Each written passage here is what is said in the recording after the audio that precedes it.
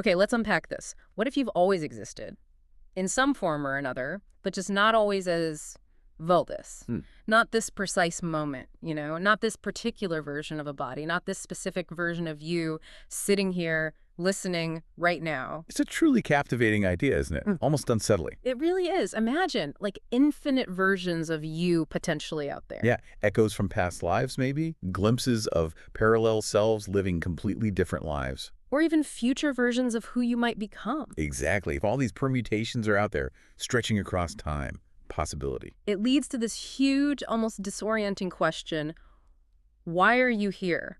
In this exact skin, experiencing this precise moment on this exact day. Why now? Why now, and why this body? It's a question that really cuts straight to the core of existence, doesn't it? Yeah, It goes beyond just curiosity. way beyond. It pushes into realms that blend, the deepest questions in modern physics with ancient philosophical ideas, and ultimately the nature of consciousness itself. Right. It challenges our most basic understanding of who we are, what time is, the reality we live in. So today we're going to dive into some truly mind-bending concepts that try to tackle this mystery. Not with easy answers, though. That's important. More like profound new ways of seeing things. Exactly. Our mission in this deep dive is to explore this fascinating stack of sources we've found, sources that really grapple with this fundamental question, individual existence within potentially infinite realities. Now, we've got some really thought-provoking material lined up. Yeah, from modern physics concepts that will honestly stretch your understanding of reality. Things like the block universe. Right, we'll get to that. And also ancient philosophical ideas that might feel surprisingly familiar, like they've been echoing through human thought for ages. It's fascinating how these ideas recur across cultures and time. It really is. So get ready for some surprising facts, maybe some aha moments. And maybe, just maybe, a lasting shift in how you perceive your own place in it all. We're definitely going deep today, not just skimming the surface. All right, let's do it. Okay, so let's start with one of those concepts you mentioned, one that sounds like it's straight out of theoretical physics, but it's a real, albeit kind of strange, idea: the block universe. Ah, yes, the block universe. It really does challenge our everyday gut feeling about time. Totally. We usually think of time as flowing, right? Like a river, always moving forward. The past is gone, the future isn't here yet, and we're just in the now. Exactly. Cruising along in the present. But the block universe, it paints a radically different picture. Pretty unsettling for a lot of people. How so? What's the core idea? Well, in this model, time doesn't flow at all. Okay. Instead, the past, the present, and the future are all equally real. And they already exist. All at once. All at once. Imagine it less like a river, more like a vast, frozen, four-dimensional landscape. The frozen landscape, okay. Every single event, every moment that ever happened is happening now or ever will happen. It's already laid out, fixed, within this block. From the Big Bang onwards. From the Big Bang to the very end, whatever that might be, it's all there. Yeah. Nothing truly passes. Nothing changes in the block itself. It simply is. Static. Immutable. Exactly. Wow.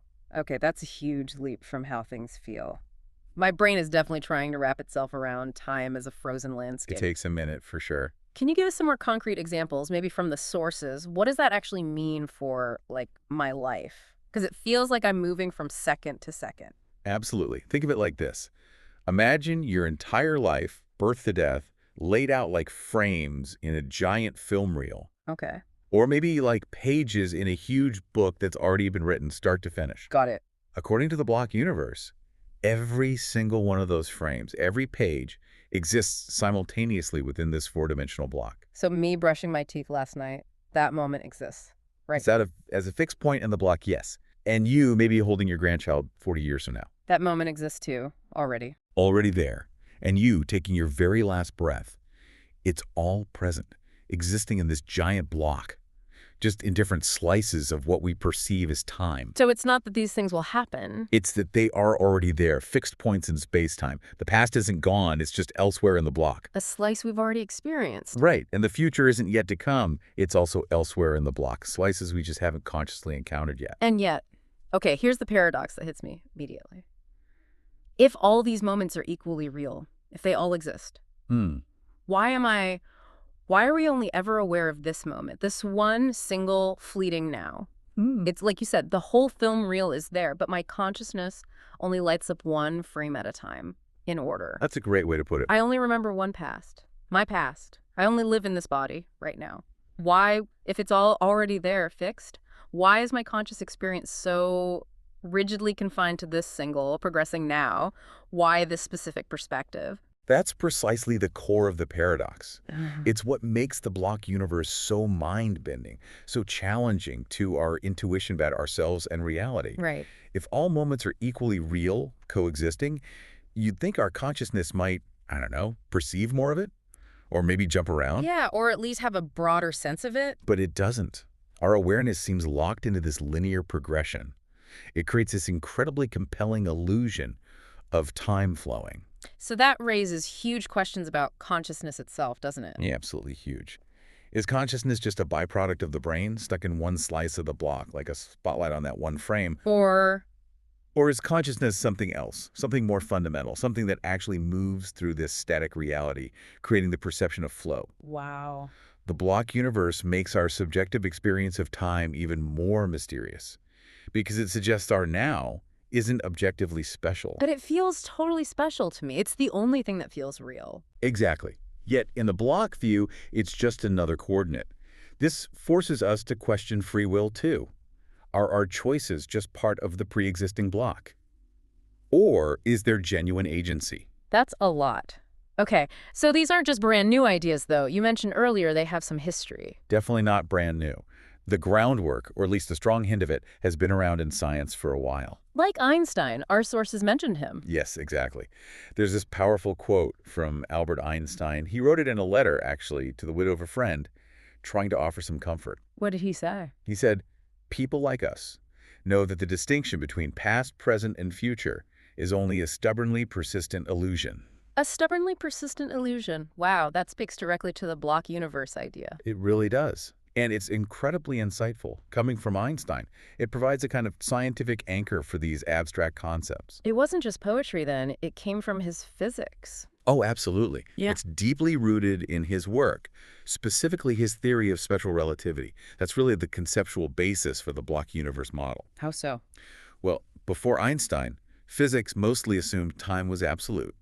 Same clock ticking everywhere, for everyone, uniformly. Right. That seems intuitive. But Einstein showed that simultaneity, what counts as now, is actually relative. It depends on your motion compared to someone else. So my now might not be your now if we're moving differently. Exactly. If you're moving really fast relative to me, your now slice through the universe will be different from mine. That's weird. It is. And it implies that time isn't this separate flowing river. It's intrinsically woven together with space. In space-time. Precisely. A single four-dimensional fabric, space-time. Okay. And within this space-time continuum, all events, past, present, future, exist as fixed points. Like that cosmic tapestry idea, every event already embroidered onto it. And our feeling of time flowing. That's just how our consciousness navigates or experiences this pre-existing static fabric. For Einstein, the flow is subjective, human experience, an artifact of consciousness. Not an objective feature of reality itself. Correct. The universe isn't unfolding, it just is. That perspective lines up perfectly with the block universe. Past, present, future, all equally real. No special now. Okay, so Einstein's space-time gives us the block. But things get even stranger, right? When we go really small. Quantum mechanics. Oh yes, if you thought the block universe was mind-bending, quantum mechanics takes it to another level. Our sources mention things like every possibility being actualized. Exactly. Interpretations like the many worlds theory. This suggests that basically all possibilities actually play out. Not just potential timelines in sci-fi, but real. According to this interpretation, yes. It's a serious and pretty influential idea in quantum physics. So how does many worlds work? Well, it was first proposed by Hugh Everett III back in the 50s. The basic idea is when there's a quantum event, like a measurement, with multiple possible outcomes. The universe doesn't just collapse into one outcome like we used to think. Instead, it effectively branches. Branches, like a tree. Sort of. Each branch represents a different outcome becoming real in its own separate universe. So if I have a choice, say, turn left or turn right. In one universe, you turn left. In a parallel universe, instantly created at that moment of choice, you turn right. Both happen. Whoa! So every choice I didn't make Isn't just a lost possibility, it's real. It's being lived out right now, somewhere else, in a parallel universe. Yeah, just Dramatically amplifies the original question, doesn't it? Why isn't it? Exponentially, Yeah. because now you're not just one moment in an infinite block. You're one specific you among an infinite number of yous across an infinite number of branching universes. Each universe presumably having its own infinite block universe timeline within it. My head hurt. It's a dizzying concept, infinite upon infinite. Okay. Block universe, many worlds. These sound very modern, very physics heavy. But you mentioned ancient wisdom, too. Absolutely. And this is fascinating. Our sources show that these aren't just modern scientific ideas. Mhm. Ancient traditions explored strikingly similar concepts thousands of years ago. Like which ones? Think about philosophical systems like Vedanta in Yeah. India, or certain indigenous cosmologies from different parts of the world, How did they view the self? very differently from the typical Western view. Often, they describe the self not as this single, isolated thing stuck in one body in one timeline, as more like a node, a point in a vast, interconnected, maybe even repeating web of consciousness. A web of consciousness. Yeah. In Vedanta, for example, the individual self, they call it Atman, your true essence or soul, is seen as fundamentally the same as the ultimate reality, Brahman, the universal, all-encompassing consciousness. So my awareness isn't separate. At its core, no. It's like a specific reflection or manifestation of that one cosmic awareness. Like a drop of water is still water, identical in nature to the ocean it came from. And indigenous views. Many indigenous cosmologies also emphasize this deep interconnectedness of everything, all beings, all things. They often see past, present, and future as interwoven, not separate boxes. Right. They might talk about ancestors being present or future generations influencing now in ways that really echo nonlinear time and a kind of collective being. The individual is part of a huge ongoing story or cycle. Relationality over isolated individuality. It's incredible how these ancient ideas resonate with cutting-edge physics. It really is. It makes you wonder. So, okay, let's try and pull these threads together. We have the block universe, time is frozen, many worlds, infinite parallel realities branching off, ancient wisdom, the self, as part of a vast web of consciousness. That's a lot to hold in your head at once. Yeah, and it all keeps circling back to that central mystery, but now it feels even heavier. The scale is just immense. Yeah. If all versions of you exist, past, future, alternate, across infinite dimensions, why do you wake up in this one? Why do you get to be the one listening right now in this body with these memories? Why not the you who became a concert pianist? Exactly. Or the one who died at birth. Or the one who hasn't even been born yet, but whose potential life is already there in the block. It makes your specific experience seem bafflingly improbable, doesn't it? Almost impossible without some kind of explanation. Which leads us right into this core paradox our sources highlight. The uniqueness dilemma. Right. If you exist in infinite ways, infinite moments, infinite universes, part of an infinite consciousness. Logically, there shouldn't be a special version. Every version should be equally likely, equally real. No version should be more probable, more you than any other. And yet, here you are, experiencing this. It feels undeniably like you are the center of this reality. Your perspective is singular. Your memory is unique to this path. Your present moment is the only one you consciously live in. That's the tension, right? Between our subjective feeling and these objective, seriously weird models of reality. Absolutely. In a block universe, as we said, there's no objective center, no beginning, no end, just this vast, static thing. Like that library analogy you mentioned earlier, a library of lives already written. Exactly. Billions, trillions, infinite books on infinite shelves. And you're just reading this page in this chapter of this book. Who's the reader? Is the reader part of the story too? And why this page? Why this story out of all the infinite ones? Now we're getting into the really speculative but fascinating theories trying to bridge that gap. Okay, like what? Well, some physicists grappling with this argue maybe it's not time we move through. Maybe consciousness itself moves across the block. So we don't move through time. Our awareness does. That's the idea. Our personal experience of linearity, of cause and effect, isn't a feature of objective reality, but a function of our awareness navigating this fixed reality. So consciousness isn't passive, it's active, creating the flow. In this view, yes. It's more fundamental. It's not the universe unfolding to us. It's our awareness moving within the already unfolded universe, lighting up each now as it goes. That's a huge shift. Time becomes a product of awareness, not the other way around. Precisely. Like consciousness is the projector, the block universe is the film, and now is the frame being lit up. Okay, but then what if that consciousness isn't even uniquely yours. Now you're pushing it even further. Yeah. And that brings us back beautifully to those ancient philosophical ideas. The shared consciousness thing. Exactly. What if awareness is like light, a single universal light? Okay. And it's shining through lots of different windows. It looks different each time depending on the window, but it's always the same source light. Explain that more. This is a really powerful metaphor, common in many Eastern traditions. The body you have, the life you're living, the moment you're in, Yeah. they're just filters, temporary lenses. The universal awareness shines through this specific lens of your body and life and takes on that specific quality, that perspective. Like sunlight through stained glass. Perfect analogy. The sunlight is pure, undifferentiated, but through a red pane it appears red. Through glue it appears blue.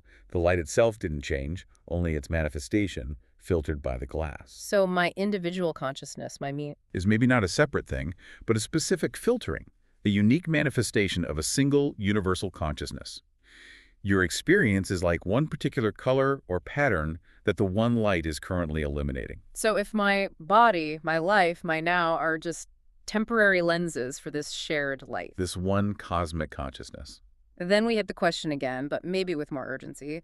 Why this lens? Why this filter? Out of all the infinite possibilities, why this unique perspective if the light is the same for everyone? It forces you to really question what you even means beyond this fleeting individual experience. Okay, these ideas are big, abstract. To help us get a handle on them, let's dig into those analogies our sources offer.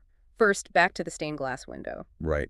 Picture a huge, intricate window. Yeah. Countless pieces of glass, each one unique in color, shape. And each piece is a different life, a different version of you. The artist you, the you from centuries ago, the you not yet born. Exactly. Now imagine one single pure beam of light shining from behind the entire window. Okay, one light source. The light itself is constant, unchanging. But as it passes through each individual piece of glass, It takes on the color of that piece. Red light through the red pane, blue through the blue. precisely, it clarifies that distinction. The underlying reality, the one light, versus the individual experience, the specific colored light shining through your pane. Your individuality isn't being a separate light source. It's being a unique expression of the one light. So the listening now isn't the light, but the specific color and pattern projected through this unique pane of glass, like one pixel in a giant image. That's a good way to think about It it. helps visualize, but yeah, it deepens the mystery. Why this pixel? Why this color, this position right now? Exactly. And the other analogy, the jukebox, also helps. Right, the classic jukebox. Put your coin in, pick a song. Yeah, but the key is every single song is already preloaded in that machine. All the tracks, hits, deep cuts, everything, they're all already there. Okay. You press play, one song starts. But they all exist inside, waiting. So this brings the block universe into something more tangible. All the songs of my life pasts, presents, futures, alternate paths. Are already written, loaded onto the jukebox of existence. And experiencing a moment is like pressing play on one specific song. Yes. It highlights the difference between the underlying reality, all the preloaded songs, and the experience, the song playing now. And again, it forces the questions. Why this song? Why this melody playing for me right now? Is there a chooser, a cosmic DJ? Or is the act of choosing just another song playing, another predetermined event on the preloaded track?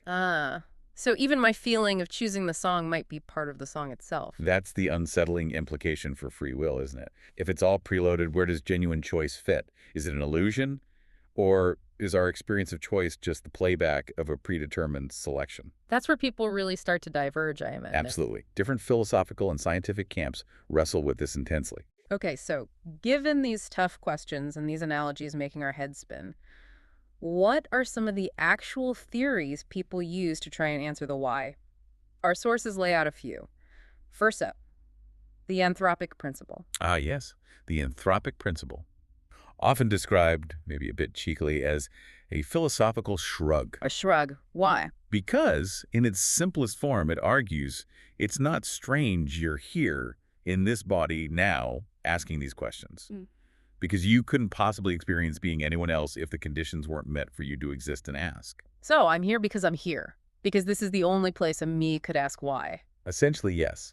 The conditions of the universe much allow for conscious observers like us, otherwise we wouldn't be here to observe and ask questions about it. Okay, that makes logical sense. Like, of course the universe supports life, otherwise we wouldn't be alive to notice. Exactly. It's logically sound. It helps explain why the universe seems fine-tuned for life, why the physical constants are what they are. It doesn't really get to that personal feeling, does it? The why me? Why this specific consciousness? Precisely. That's the common frustration our sources highlight. It provides a framework we observe this kind of universe, because it's the only kind capable of producing observers like us. It answers the how is it possible for observers to exist here? Right. But it leaves the why am I this specific point of awareness unanswered. This is an observer must exist under these conditions, but not which one or why you experience being that specific one. Okay, so it's logical, but maybe existentially unsatisfying for some. What's next? Next is something very current, feels very sci-fi, but is seriously discussed. The simulation hypothesis. Ah, the idea that we're living in a giant computer simulation, like the Matrix. Kinda, yeah. The idea that our entire reality, everything we perceive, experience, interact with, might be an incredibly advanced simulation. How does that answer the why me, why now question? Well, if it is a simulation, maybe you're the specific version of you because you were rendered for a purpose within that simulation. A purpose? Like, Maybe it's a test. Maybe you're playing a specific role in a larger narrative the simulation is running. Maybe you're part of an experiment, or even just an interesting glitch the programmers are watching. okay, but then, who are the programmers? Who chose the parameters? Who designed this simulation with this me? Exactly. It pushes the question up a level, doesn't it? From why this body to why was this simulation designed this way? It substitutes one mystery for another. It does. But it provides a framework where our specific existence could have a kind of preordained purpose or design, even if we didn't choose it. It brings in that idea of a designer or programmer. Which could be comforting or terrifying, depending on how you look at it. Right. And that leads us to the third main perspective our sources explore, bringing us back to those Eastern philosophies. Consciousness as a shared field. Yes. This view radically suggests that individual consciousness itself is fundamentally an illusion. An illusion. The feeling of being me. In its separateness, yes. It challenges the whole idea of a distinct, separate you as the basic reality. Wow. That's hard to even imagine. So how does it work? Remember the wave and the ocean analogy? Yeah, we are all waves on the same ocean. Exactly. You're not in this body. This body is in consciousness, like a temporary shape appearing on the vast, boundless ocean of awareness. So consciousness is primary. The ocean is the real reality. In this view, yes. Consciousness is fundamental, the underlying reality. Our individual experiences, bodies, thoughts, identities. They're just transient manifestations, waves. A wave looks distinct, but it's just the ocean moving. Precisely. It rises, takes form, seems separate for a moment, then merges back. So the question, why this body or why this life, becomes secondary. Because Because it's not about a you choosing a body or a body being chosen for you. It's consciousness manifesting as this body now, as part of its own natural unfolding. It's not your consciousness, it's the consciousness manifesting as you. And our sources said something like, when you realize that, the why unravels. Yeah, because maybe the you asking the question isn't the same you that lives the answer. The individual you that feels separate and asks why me is itself seen as a temporary construct, a fleeting ripple of the very ocean it's trying to understand. So if you identify with the ocean, not the wave. Then the specific breaking of one wave becomes less about individual fate and more about the natural movement of the whole. The question of why this specific wave loses its usual grip. The focus shifts from personal dilemma to the universal dance of awareness. Okay. Wow. We have covered some incredible ground. Block universe, many worlds, shared consciousness. It's definitely a journey through some deep waters. And after all that, grappling with the nature of reality itself, we circle back to that first question that started it all. Why now? Why this body? And maybe, as the sources suggest, there isn't a neat, tidy answer we can package in words. Or maybe the answer is this moment itself, just the experience of being here. Perhaps the profound act of being present, experiencing this now, this specific life, might be the answer. Not a concept, but the experience. It reminds me of that final, really poetic analogy from the sources. The wave on the shore. Yeah. Maybe asking why is like a wave asking why it crested at this specific point on the shore. A wave doesn't choose. It simply is. A temporary manifestation of the ocean's energy. It is the ocean expressed right there, right then. And yet, There's something powerful just in the asking, isn't there? Incredibly powerful. Uniquely human, perhaps. Because the very fact that you can wonder about this stuff, that you can contemplate time, consciousness, your own existence, That capacity for self-reflection, for deep inquiry. it means there's more to you than just flesh and bone or being stuck in time or pre-written fate. It means you're not just the wave caught in the temporary flow. It means you might also be the ocean. The vast underlying consciousness from which all waves arise. The source. And that is definitely a thought worth pondering long after this deep dive fades into your past. Which of course already exists somewhere. In that magnificent, unchanging block universe,